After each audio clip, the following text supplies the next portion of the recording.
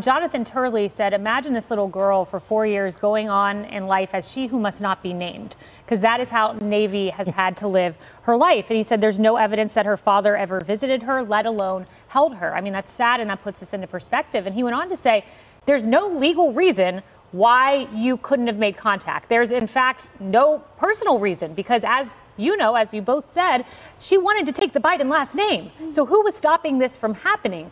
Polling, I would guess, because remember that New York Times piece? That comes out July 3rd, this big hit piece on the Bidens, truthful piece, I should say, about Navy Biden. And in it, there was this one line, and it was two people familiar with discussion, said aides have been told in strategy meetings that Bidens have 6, not 7 grandchildren. Let me ask you, who's instructing aides in strategy meetings? Wouldn't the principal?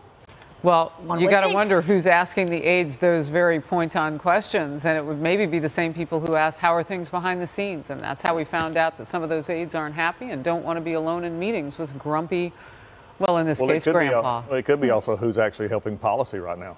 Is it Biden or is it these aides focused on policy? Well, and also consider that this pivot only comes after the New York Times published a column July 3rd criticizing Biden. So it goes to this point where I think Biden's actually worried about losing support from his own party members at this point. He didn't care when Fox was talking about this. He didn't care when conservatives were rightly pointing out his faults, but he did care when the New York Times turned on him.